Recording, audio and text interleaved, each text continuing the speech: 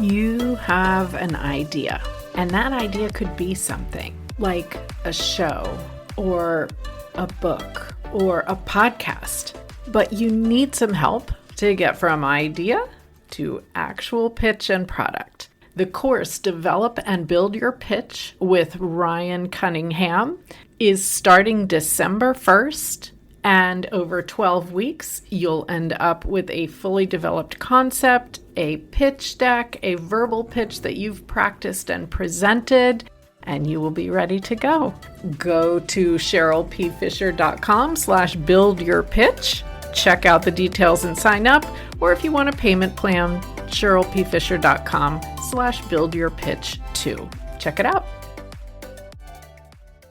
Have you ever noticed how fast your brain can spiral into worst case scenario mode? The worries, the fears, all of that. And you've probably heard that practicing gratitude is a way to shift out of that, but maybe it seems overly simplified. So by the end of this episode, you're going to have a few simple ways to practice gratitude internally and out towards others that actually stick, even if you're not a gratitude journal person. So let's talk about it. Welcome to Mind Your Midlife, your go-to resource for confidence and success, one thought at a time. Unlike most advice out there, we believe that simply telling you to believe in yourself or change your habits isn't enough to wake up excited about life or feel truly confident in your body. Each week, you'll gain actionable strategies and, oh my goodness, powerful insights to stop feeling stuck and start loving your midlife. This is the Mind Your Midlife podcast. Now, the first thing that I will say is that gratitude is a practice. It's not a personality trait. You know how sometimes we say, I'm a worrier, that's me, that's my personality. Well, nobody's personality is, I'm a gratituder. Not that that's a word. It's something that we practice to get better at, and we do it on purpose so that we can shift the way that we're thinking, which shifts the results we're getting in our lives. So if it feels hard sometimes to be grateful for anything, that doesn't mean you're an ungrateful or snarky, difficult person. It means you're human. So we just need to practice. It's like strength training for your attention and your focus. And midlife isn't simple, right? So this is going to be really powerful for you to learn to practice gratitude, and also there are going to be challenging days. Now, I'm joined today by a very good friend of mine, Jennifer Richwine. We met in college many years ago, and she is now the executive director of the Wake Washington Center for Wake Forest. She is also the author of the book With Gratitude, The Power of a Thank You Note, which was the number one new release in business etiquette when she released the book. So I'm going to bring her in a few times during this episode to share with us some thoughts about outbound, let's say, outward gratitude, because it's not just about saying it all inside our heads.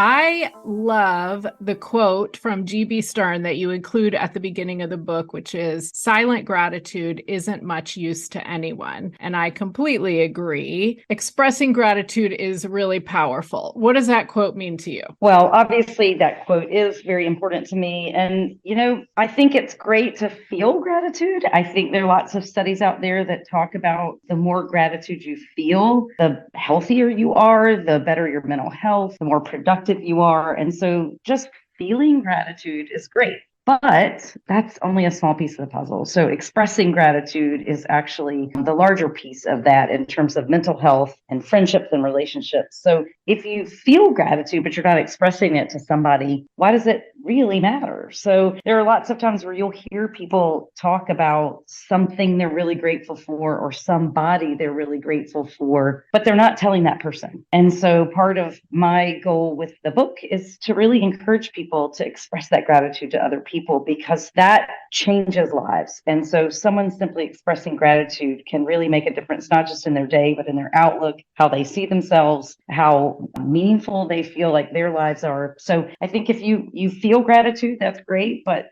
expressing it is really sort of the power punch. Okay, so that means we want to be doing both, right? We want the internal gratitude that is healthy and powerful for your brain. We're going to talk about how and why. And the external, where we send this out to others and, as Jennifer said, potentially change lives. You've heard me say before that our subconscious brains are basically running the show. And what does the subconscious brain mean? Well, it's the part of your brain where all the things you believe about the world, about your faith, about what you can and can't do, about results that will happen when you take any particular action, and how your body runs, your heartbeat and blood pumping and all of that. It's all saved in there. And you can visualize that by thinking about the last time that you got in the car and drove somewhere and you arrived there and you can't remember how you got there. It's because your brain was in control, handling it. Now, maybe that's not the safest way to go, but that's what happens when we do these repetitive things. Now, that brain also is in charge of keeping you safe, keeping you alive. And that is its most important job. And so oftentimes keeping you alive, keeping you safe means hanging back from things, worrying about things, focusing on anxiety or fear. And so sometimes we get stuck in that loop with your brain just trying to keep you safe. Now, the cool part of gratitude is that your brain can't respond to gratitude and fear at the same time. So if we can figure out a way to switch into being thankful, being grateful, the fear will recede. Our brains just cannot focus on both of those at the same time. So that's exciting. That's really good. And as we mentioned a minute ago, it's really healthy for us to get out of that fear state because it's going to calm your nervous system. You're going to get back in the parasympathetic nervous system, and your body is going to be able to run all its processes as it is supposed to do. All good things. And how do we do it? Creating a practice of what I'm going to call internal gratitude, which is the thinking about it part and feeling it part. What we need is to create a habit. And maybe what you need is a little trigger where you get into bed at night and you have a little notebook sitting next to your bed and you write down 1 or 2 or 3 things you're grateful for. Even better, write down one thing you're grateful for and a win from that day, something that went well. You're practicing focusing on that before you go to sleep. Or maybe it's something that you like to do in the morning, kind of a miracle morning type thing. Or maybe you have a sticky note on your computer that says thank you or grateful. And that reminds you to pause and think about it and think, wow, my coffee tasted really good today. Wow, my husband unloaded the dishwasher. My daughter laughed this morning at breakfast. Such tiny, simple things. And it's just picking a time of day where it feels good to do that and then creating a habit. Because you've heard me talk about glimmers before. It's a very similar concept. We're training our brains to notice these things that we can be grateful for. And the noticing is what we want to get better at, because then we're going to notice more, we're going to notice more, we're going to notice more. Now let's switch back to external gratitude. It's really about your intention when you are thanking someone and expressing gratitude.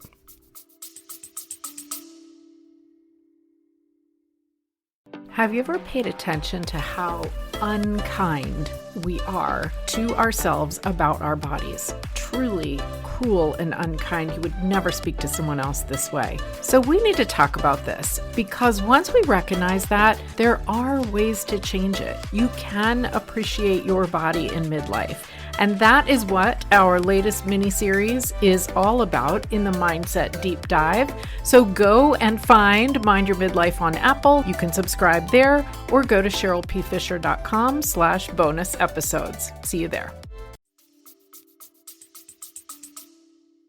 I'm a little bit of a stickler on the handwritten thank you note. That is why I wrote the book. I do feel strongly about a handwritten note, which I'll go into in a minute as to why. But I will just say expressing gratitude of any kind is better than not. So verbalizing it to someone face to face is important. If you must send an email, that is also a way to express gratitude, and it's better than not expressing gratitude. I'll tell you why I like the handwritten thank you note. Number one, it is not very common right now. And from a professional standpoint, you would not believe the number of people who comment on the fact that our students that are here in this program write handwritten thank you notes to their mentors and their people that manage them while they're here for the semester when they're interning. It is something that stands out in today's world because very few people are doing it. And we actually hear stories of people getting a job offer because when all things were equal, our students are the ones writing thank you notes. So I do think it stands out. So for professional reasons, I think it's great. But part of it is just, think about it, Cheryl.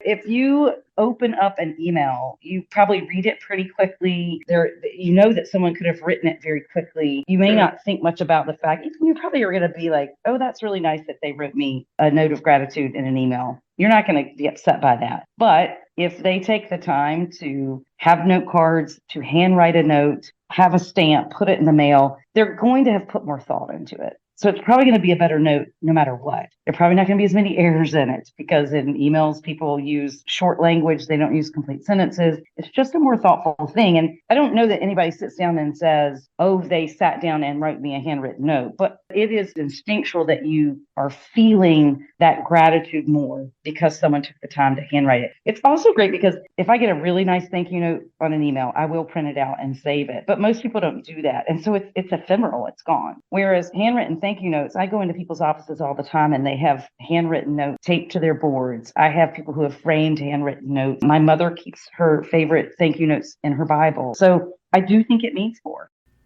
So we're aware that we want to create a habit, and we want to create this internal habit of noticing, maybe jotting down, thinking through these items that we're grateful for, and an external habit. And you heard Jennifer say that taking a minute and handwriting is even better. That intention is really recognized by the recipient of the note, and it means you're spending a little more time with gratitude as you do it. So what if life is not going super perfect for you right now? And we're in midlife, so there are challenges, there are changes, there are tough days, and I get it because I have that too. And so we sometimes worry that if we start to be grateful for all the things and tell everyone thank you and write notes and everything, then it's almost like we're accepting things as they are now, and maybe we're okay with it not changing. That's not true at all. I used to think that being grateful for something meant that I was saying, this is fine, I don't need more. That's not what we're saying. Gratitude is about learning to continue to appreciate things, learning to notice the good things, and learning to share those good things with other people when we're doing this external outward gratitude as well. So if you are struggling, maybe your gratitude sounds a little different.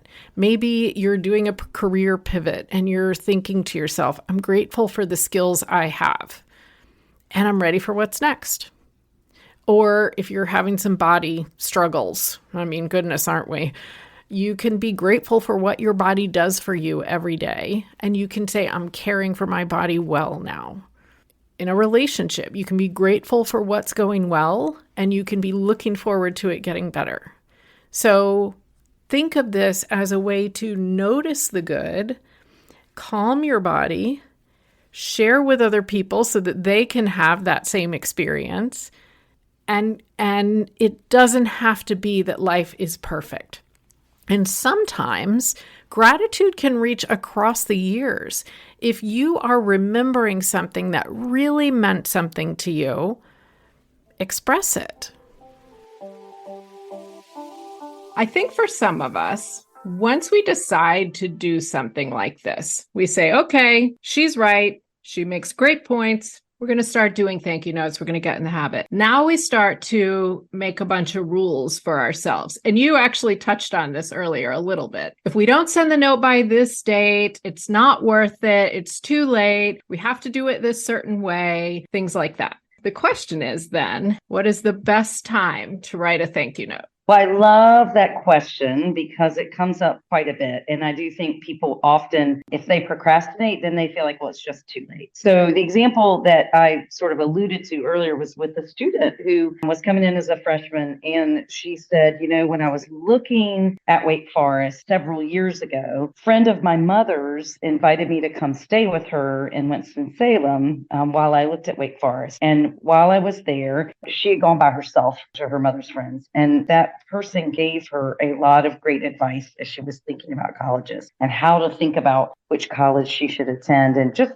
was very helpful for her. And she said, I never thanked her. And now it's 3 years later and it just feels like it's too late. And I said, well, actually, it's perfect timing because here you are at Wake Forest. And I bet a lot of what she told you is what led you here. So now that you're here in your first week of freshman year, now's a great time to write her and tell her that you're here on campus and how much you enjoyed the conversation and how meaningful it was and how you still considered her advice as you were applying to colleges. And I think it's perfect timing. So now look, if someone gave you a gift, it really is nice to get it out as quickly as you can, in part because they may not know that you got it. I'm not being critical when I'm thinking, okay, they haven't written me a thank you note. I'm more just wanting to make sure they got it. Agreed. But I know if I ask if they got it, they're going to think I'm asking because I want a thank you note. And that actually isn't it. So if someone gave you something or did something and you need to write it as soon as you can, just so they know that they received it. But it's never too late. And in fact, I think some of the best thank you notes are the ones that come way, way, way down the road. And really, because one of the things I talk about in the book is that writing a thank you note as perfunctory action is good and better than not. But really,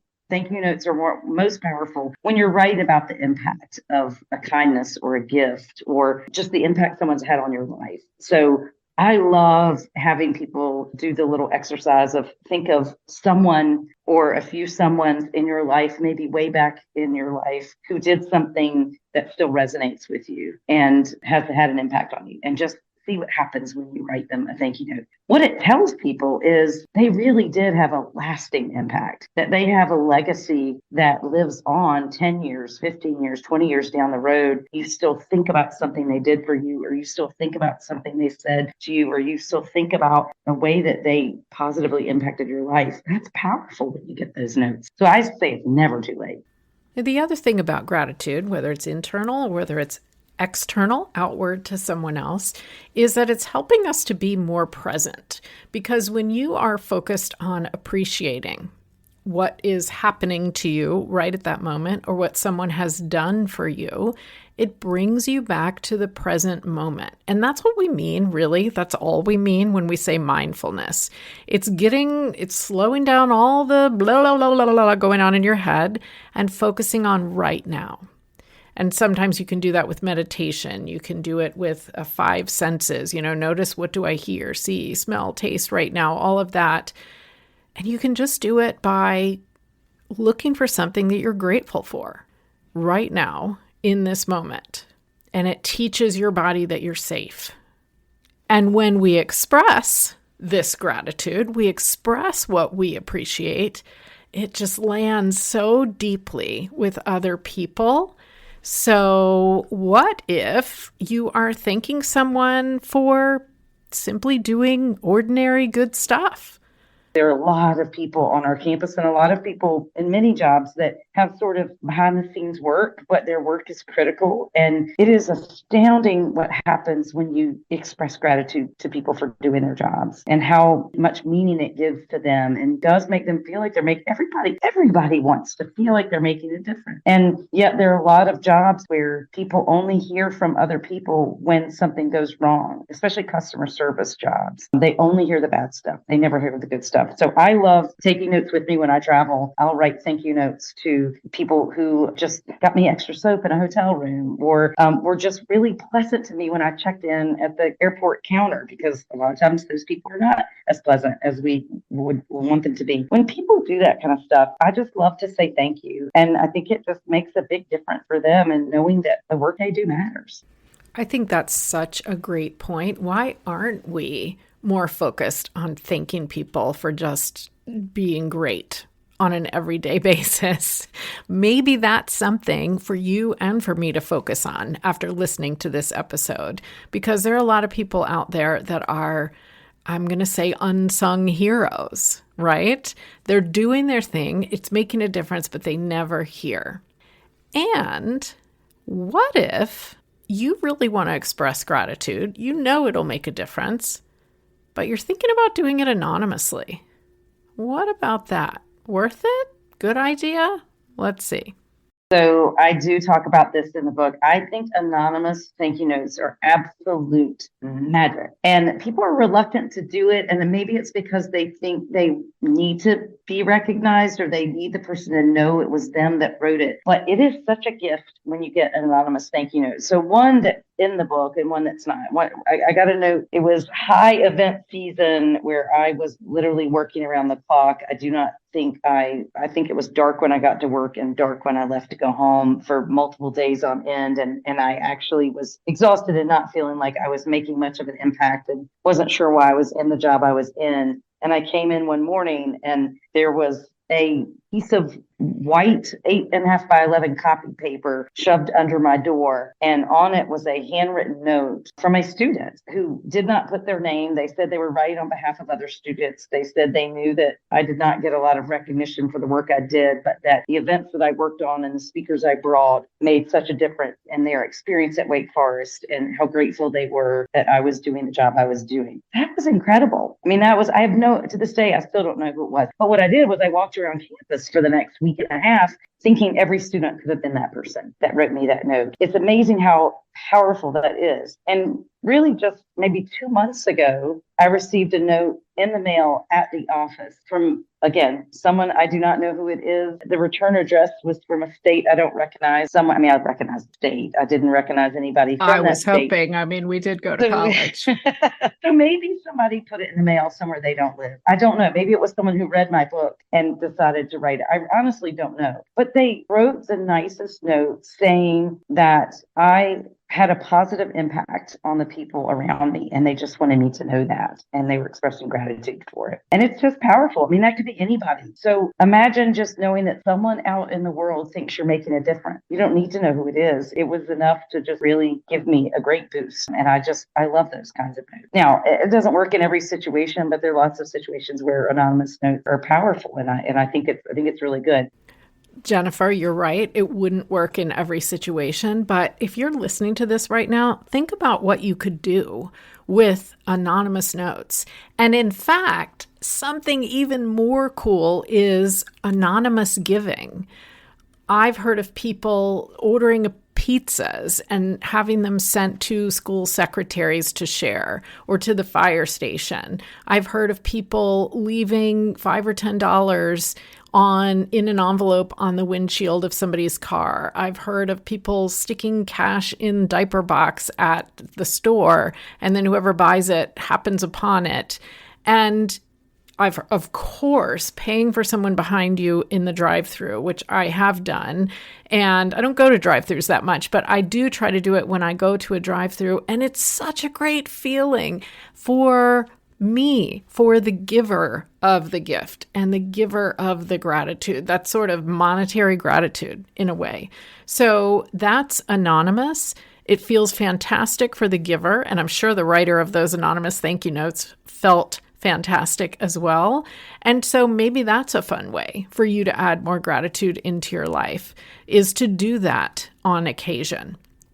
So what I want you to get from this episode, here in the US, we are in Thanksgiving week. Thanksgiving was yesterday, if you're listening to this on the day that it actually came out.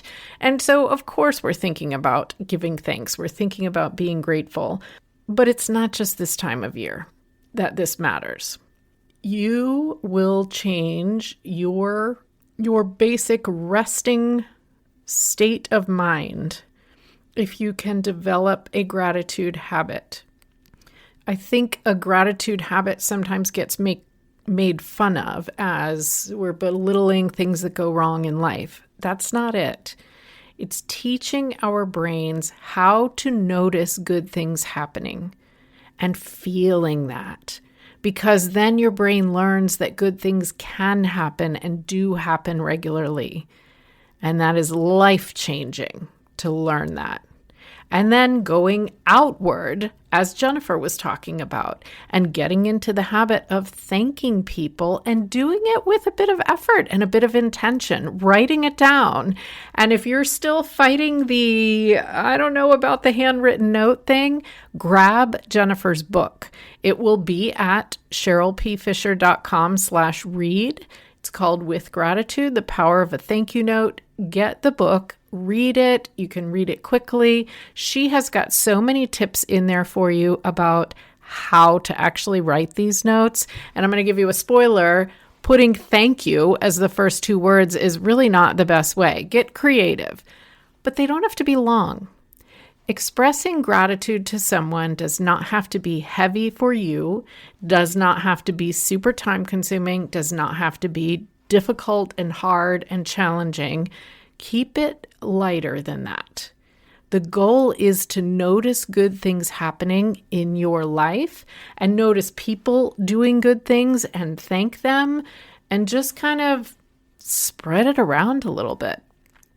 So I hope something in this episode lands for you. I'm going to say that the one thing to remember from all of this is that you have the power to really have a positive impact on people's lives, on your own and on other people, simply by saying thank you or telling them why you appreciated something. So give it a try, see how it feels.